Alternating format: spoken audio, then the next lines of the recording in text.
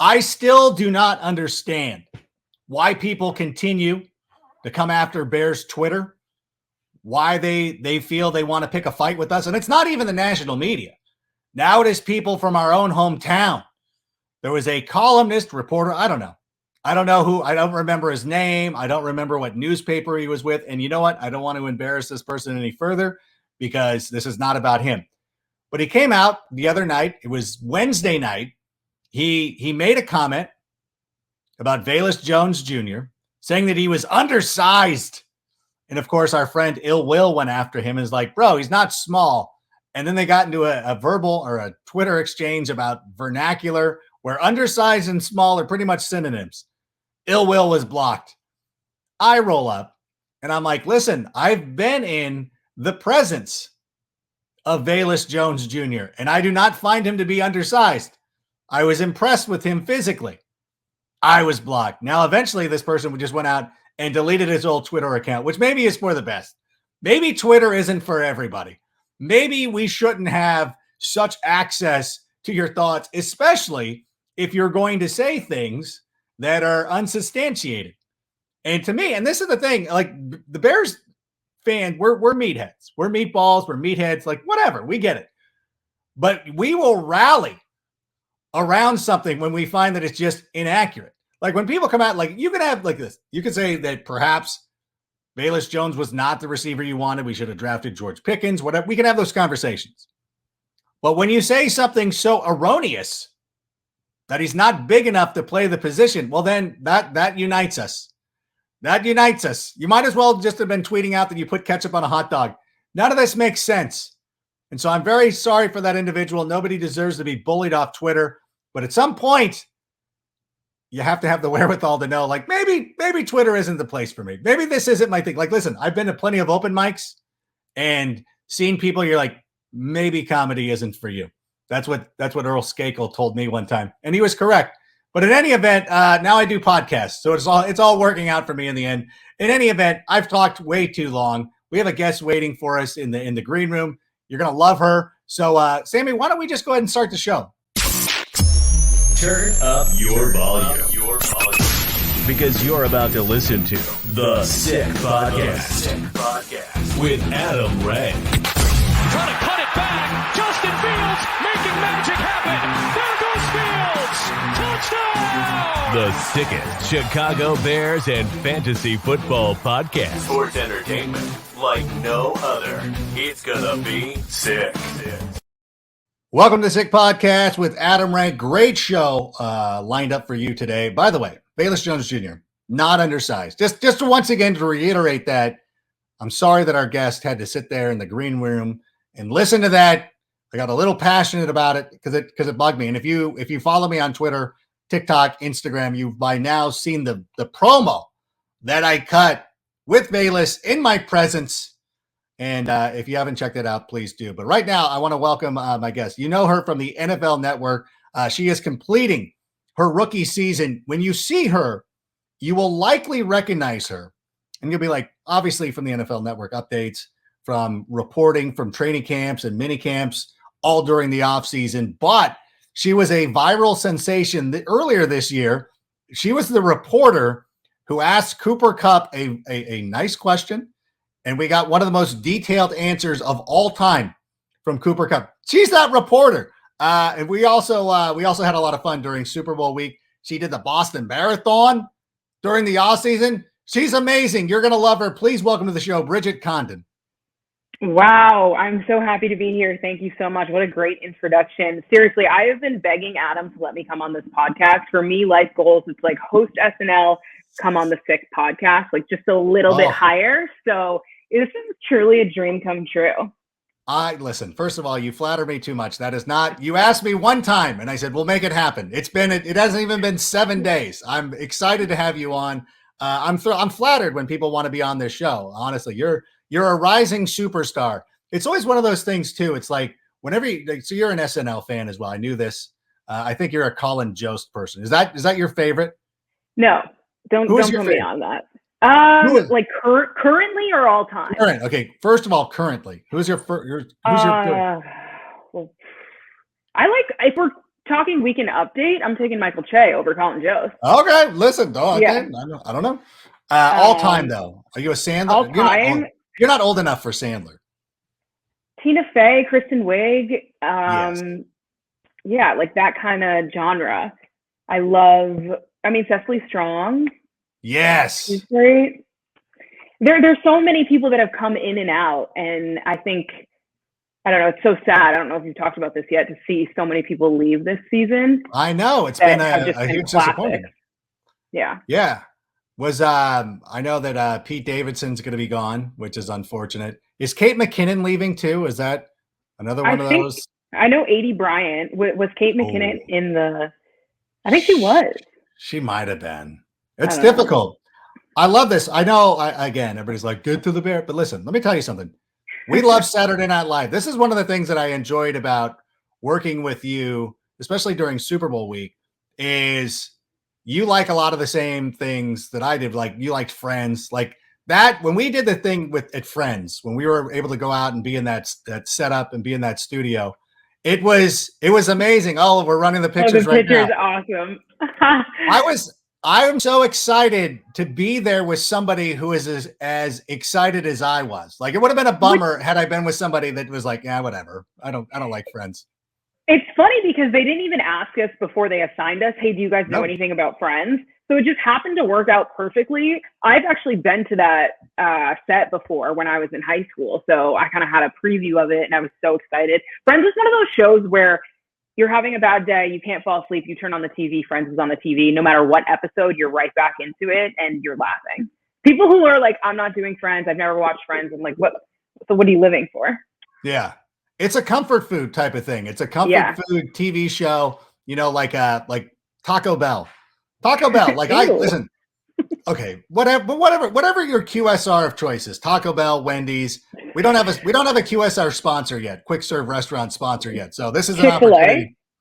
You know what? We went to Chick-fil-A. I will tell you this: Wendy's chicken products dunk over Chick-fil-A. But I was going to be deferential when Hank was going to drop us off. Our driver Hank, Fred Hank, I should say, Fred Henry. I can't believe you remember his name.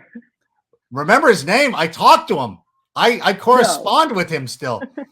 How did you not get? I guess I didn't make that good of an impression. No. Well, you did. You did 2 days. Like you got to remember, I did 6 days. You had the week. Okay. I did 6 days with him. So we had you, and then Kimmy Chex took over, and then Kayla also joined us at the end of the week. So I had 6 days of Fred Henry. You had 2. Otherwise, you would be getting the Christmas card as well. No, it hasn't been Christmas yet.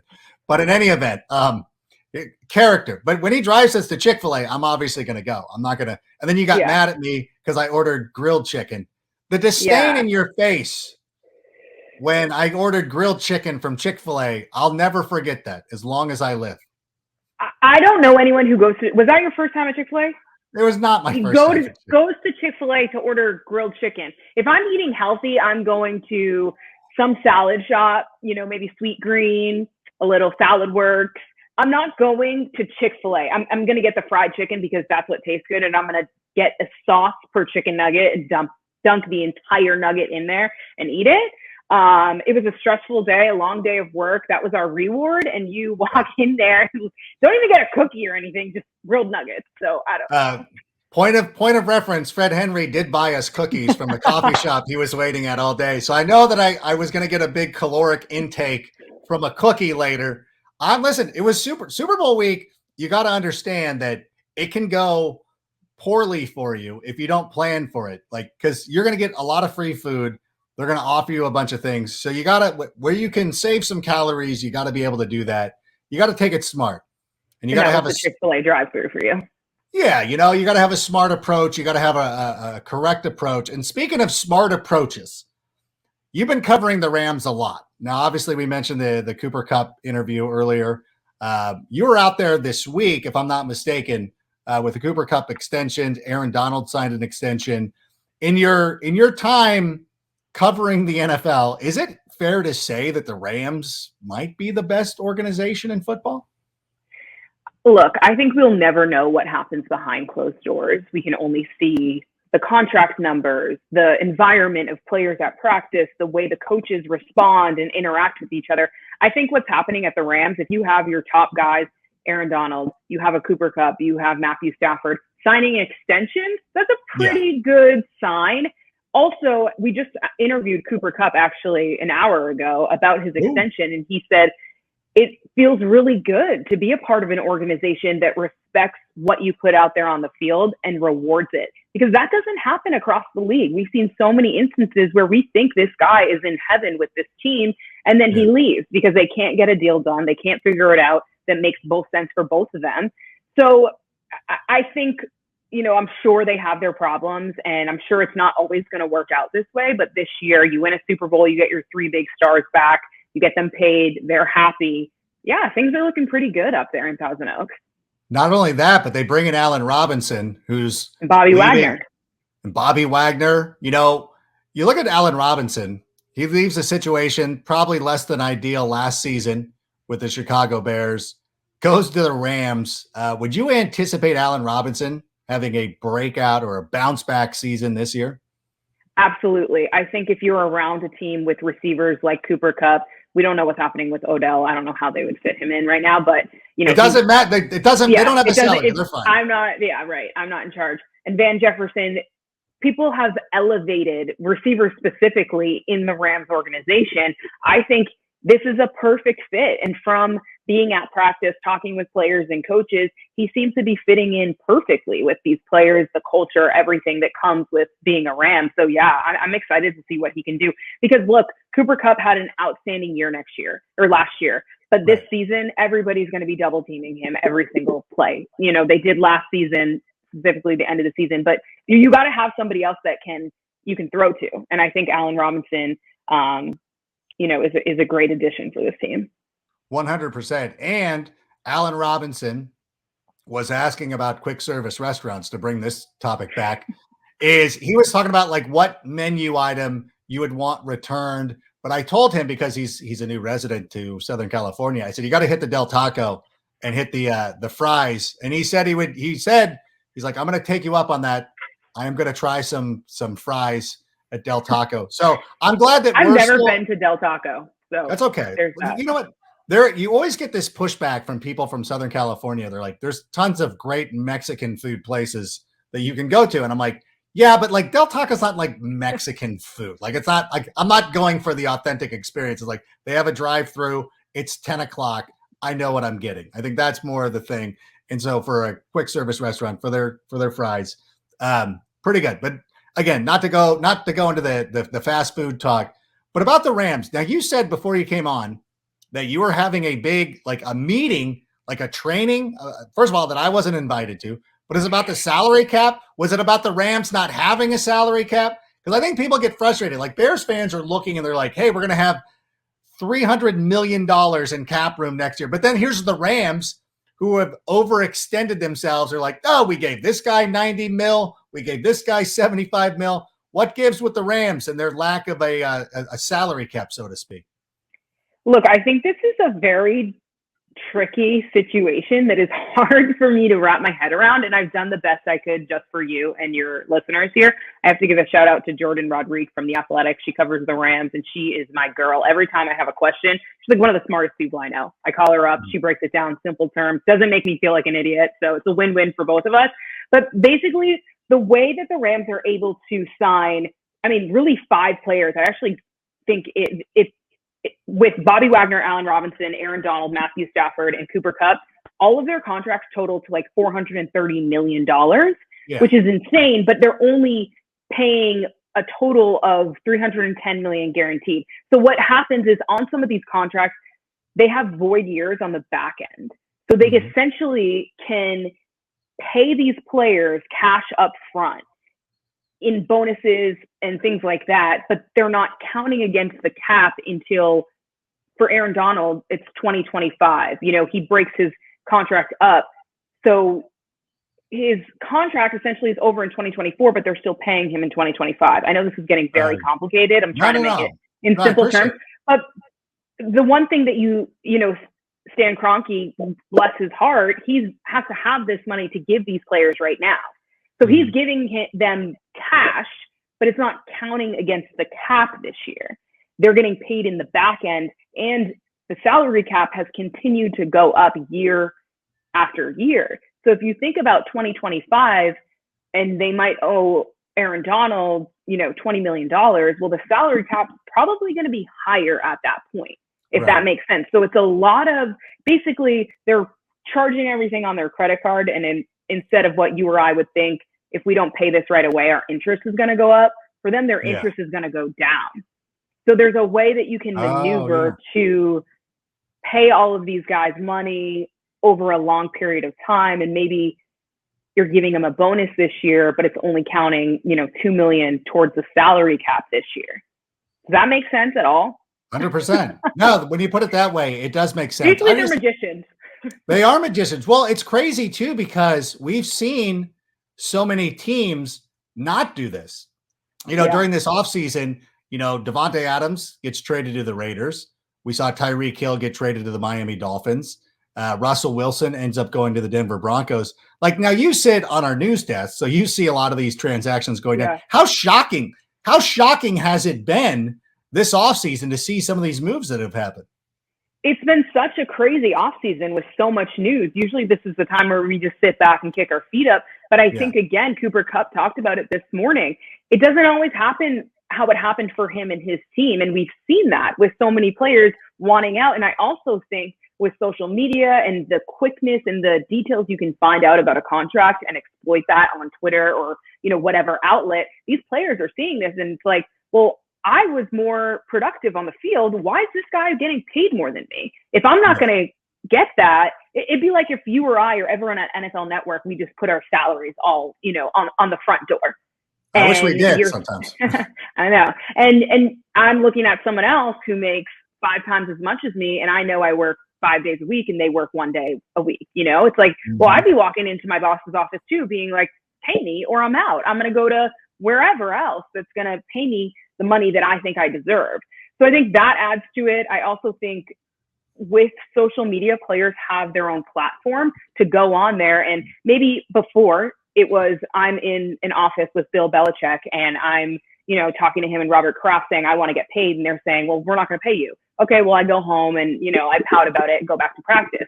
Well, now I can go on Twitter and say, I can even just unfollow the Patriots and somebody's watching and going to start a story, going to get traction. Now other teams are like, oh, could they potentially not be happy there? Let me figure out what we can do money-wise. So I think that we don't realize how much of an impact being able to publicize your frustrations really has on these players. And I think it's a player's world right now. And I'm happy because these teams do have the money. And if they can make it work and they can pay them, why not? I'd want to get as much money as possible too. Yeah, I'm always going to come down on the side of labor in these situations. I want the players to go out there and be happy. And I guess it's a testament to the Rams that all these guys who look like, and these are like the Packers and the Chiefs are winning organizations that have done a nice job over a number of years, and they could not hold on to their guys. The Rams are not only keeping their guys, but the Rams are bringing in others. They're bringing in others. And then they're, like we said, like Odell Beckham Jr. could at some point rejoin the team. Like, why not? Why not just have everybody show up and play for the Los Angeles Rams? And but I guess it is one of those things that you look at, and that's one that they're at the top of the football world now. Sean McVay has made 2 Super Bowls with 2 different quarterbacks. I think that there could be a changing of the guard, obviously with New England being so good for so long. Like maybe it's the Rams. Maybe they've figured it out in the whole forget your picks and things like that. Now, I do want to ask, did you go to Las Vegas? You were scheduled to go to Las Vegas this week. Did you make it out there? Yeah, I was out there yesterday at practice. How happy was Davante Adams? It looks like he's thrilled to be in Las Vegas with his boy Derek Carr.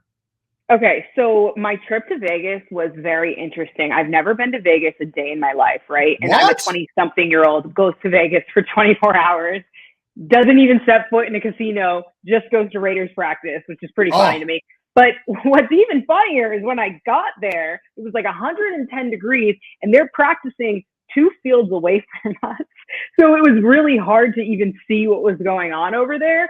But I was talking to some of the people there who, are around the team a lot more than I am, saying Davante Adams is so happy. Him and Derek Carr are working so well together. And you can tell that there's kind of this weight lifted off their shoulders at the Raiders, because unfortunately there was so much adversity that they had to overcome last season, and they still made it to the playoffs. So now this season, Derek Carr even said just being able to, talk about football and not be fielding questions that to be honest, he doesn't want to talk about. He shouldn't have to talk about, but he's the captain. He's the quarterback. Who else are we going to ask? He has to have those conversations that are very difficult. And it does, whether players want to say, no, that's not a distraction, it is a distraction.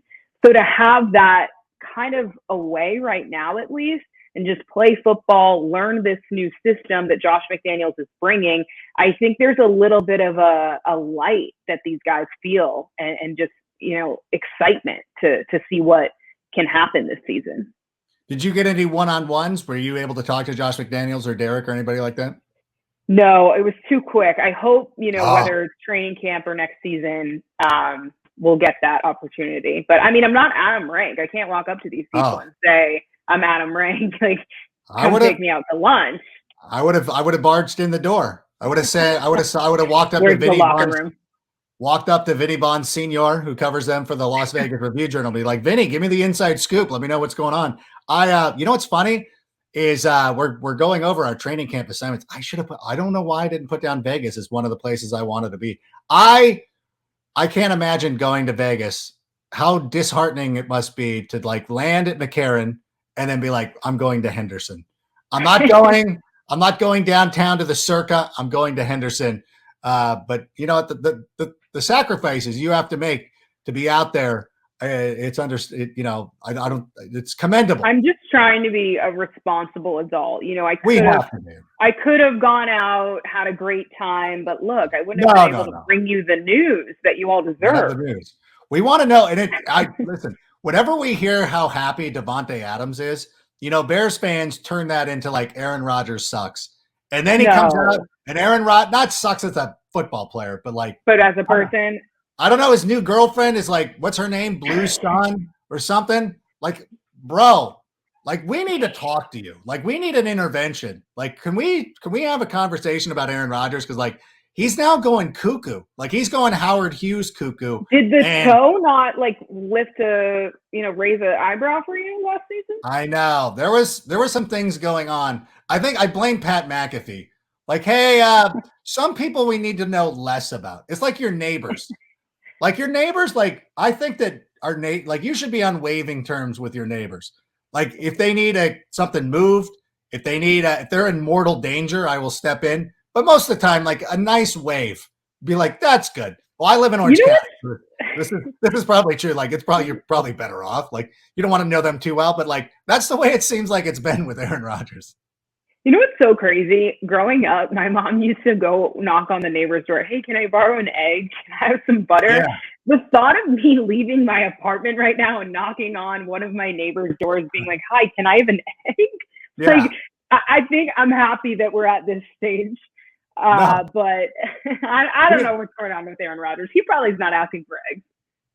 Probably not. He probably doesn't talk to his neighbors either. And here's the thing, like if you needed an egg, like instead of walking to my neighbor's house, which I can see right now from this window, I would be on Uber Eats. Like, bring me one egg. I'm on the Ralph's app. Like, send me. I would rather pay $20 for one 100%. Egg than face the awkwardness of knocking on my neighbor's door asking for an egg. There was something. I don't know where that egg was. I don't know. I don't know how you keep a house. I don't Is know. It from your chicken or the grocery store? I don't know. I will say though, when you're in the Midwest, I remember some of my earliest memories were running Coors Banquet beers to my neighbors. Like, cause like, hey, Doris from across the street called. She needs a couple of beers. And then it was a normal thing. I don't know. Simpler times, I guess. It's also like, I would rather that than an egg. 100%. Like that makes sense. Borrowing a beer, like that's at least a little bit acceptable. Because like you're going to return the favor and you're going to bring me a bottle or something. You're not going to bring me my egg back. Oh, never. Yeah. Unless you're making we spent too much time talking about eggs. This is where Bears Twitter is going to come at me. No, this is where Bears Twitter is going to come after you. Because I want to ask you, a lot of times we bring on our friends, we have Draft Dr. Phil. We'll bring in Shane, Bear Down Cuz, Ill Will. Carmen Vitale was here the other night. Obviously, we think Brian Perez. We all think very similarly. Like we don't have too much dissension. So I like having somebody with a little bit of an outside perspective. I don't want you to be shy about this. I am telling you right now, Bears Twitter, I don't run Bears Twitter, but I hold enough sway to be like, listen, she's giving her opinion. It's fine. But as an outsider, as somebody who covers the NFL, what are your impressions of the Chicago Bears? I think the Bears are incredible straight to the Super Bowl. God, don't be this way. Okay. Bridget. I think I'm trying to get some bonus points here. No, but seriously, I think the Bears are building a foundation. Do I think they're going to be in the Super Bowl this year? Probably not. It'd be a pleasant surprise if they were. But I think they still have some holes that aren't necessarily going to get filled this year. But defense wins championships. And Eberflus has done a great job of stacking that defense. He's a defensive-minded head coach. I think the whole thing that happened this week with them losing out on a practice, I've been listening to a lot of different kind of hot takes on what this means for the Bears. And what I've taken from that is these are some eager guys that are trying to prove to their new coach, to their new staff, that they belong. We're not talking about a 53-man roster right now. This is a tryout still for a lot of these players. So to hear that they're going hard and a little too much for the league, if I'm a Bears fan, cool, I'm happy. It's how they respond to this. Are you going to continue doing this after you've been disciplined? Hopefully not. If you do, then maybe that's a bigger issue with where is, who's in charge here and why is coach or whatever letting this happen. But as of now, I think it's a good thing. And is it that big of a deal that they lose a practice? I don't think so. If they don't make the playoffs, are we like, oh, well, it was that practice back in June that really did it for this team? No. But this is how you respond. Why not get some adversity, early on in the off season for them to kind of work through and figure out, all right, who's going to step up and be that person in the locker room that's like, hey guys, I know you're really eager to show coach, but look, this is what's most important is getting the time out on the field. Let's just kind of dial it back. No, 100%. And that's, I think, the way a lot of people are looking at this. They're looking for players who want to play football, who love football. And if their exuberance is getting the best of them at times, that's okay. That's the kind of stuff we'll take. As long, the Bears do need to cut down on dumb penalties, but it feels like this was kind of a smart thing. And of course, we talked about this on Tuesday night with Carmen, that 4 out of the last 5 teams that have had OTA violations have gone on to make the playoffs the following year or make the playoffs that season. So perhaps it's a little bit of a tone setter and the kind of thing of changing the culture. And you think about these teams that make quick turnarounds. And obviously this past Super Bowl week, we were covering the Rams and the Bengals being the surprise team, the Cinderella story coming out of nowhere, a team that a lot of people didn't think were going to make the playoffs. And then here they are in the Super Bowl. Now I know you don't have to pick the Bears and you're not going to pick the Bears, but is there a team that you're watching that you think like, you know what? I kind of like what they've been doing. I like the way that they're heading, who could possibly, I don't want to get you cold takes exposed or anything, but a team you're keeping your eye on who could possibly make a Bengals type run.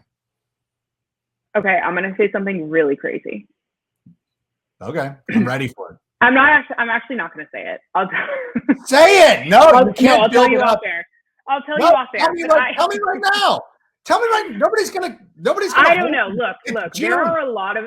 I'm not saying there are a lot of teams.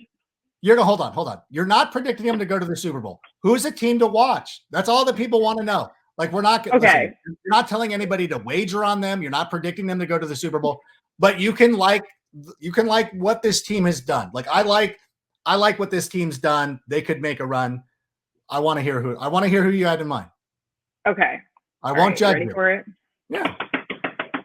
I think what the Jets have done in the offseason no, I'm kidding.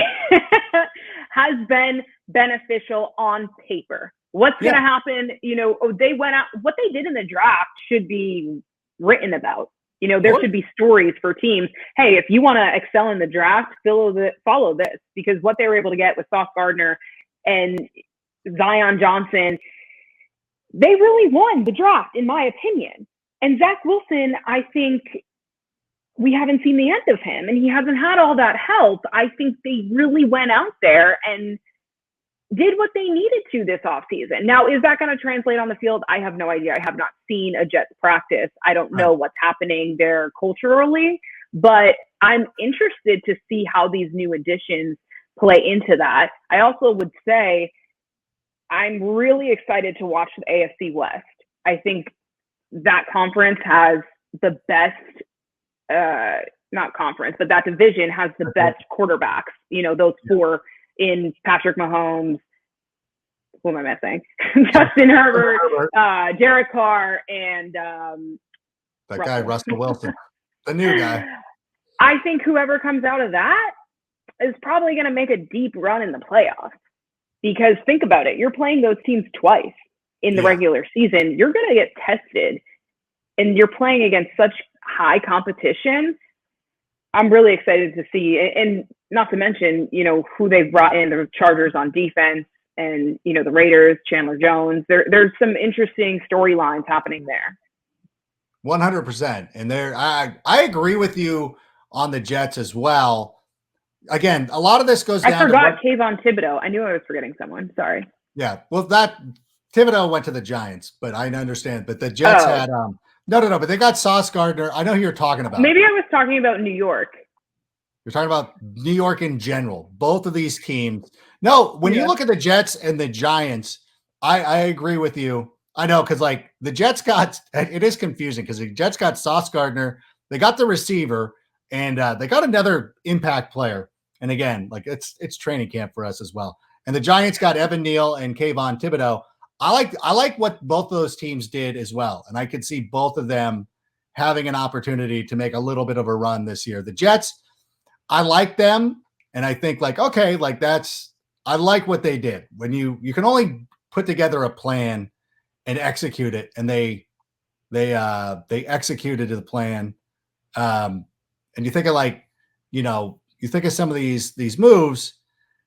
The only problem with the Jets is that they're in the AFC and their schedule to start, like their first 9 games are very tough, where they'll probably be underdogs in all of them. But you know what? Again, the Bengals were underdogs in a lot of those games too. So that's the cool thing about the NFL, is that you can build back so quickly and make a run for it. And then the Chargers too. You know, you were mentioning the Chargers. Zion Johnson is another guy.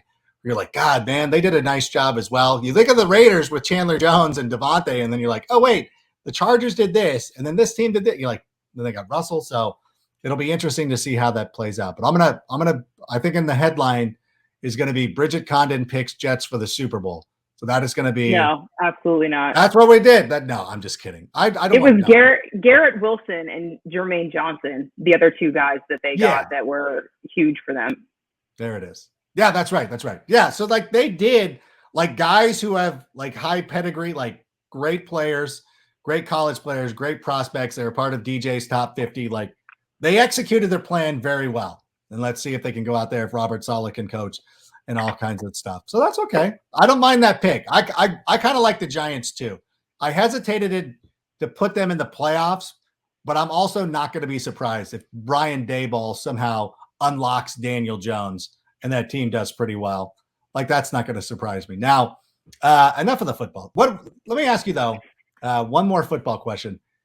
We talked about Super Bowl week, what we did. What was your favorite part of Super Bowl week? I got to go back to this because I know the Friends thing was pretty cool.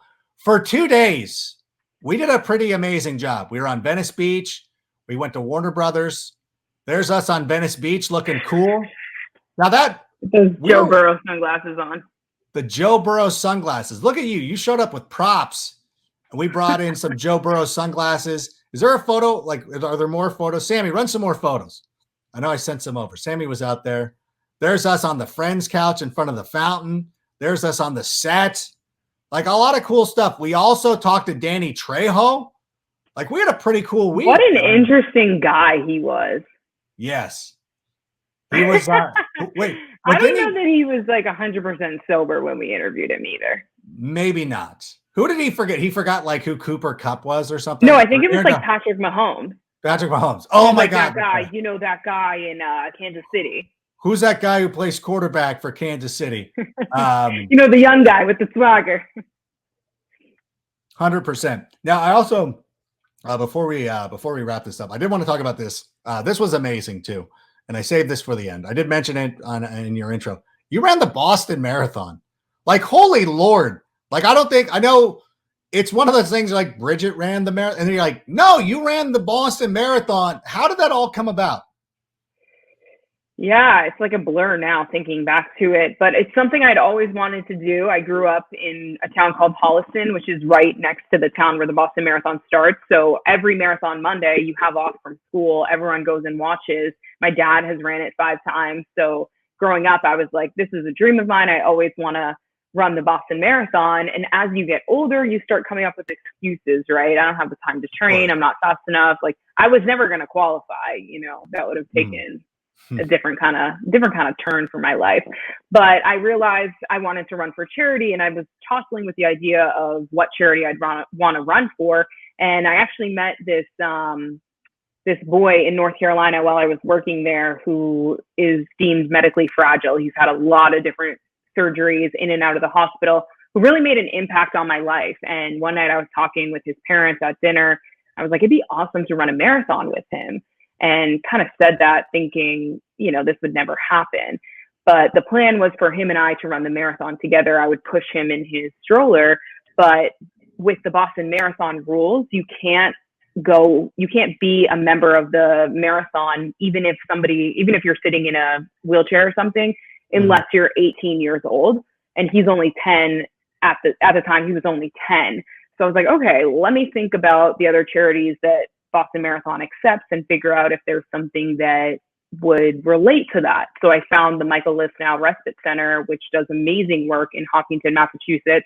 Basically, it's a home for parents to drop off their kids because the school system, they help kids with disabilities from preschool to high school. But after that, there's really nothing for them. So this is a place for kids, toddlers before they're 3 years old, and then people who have graduated high school to go.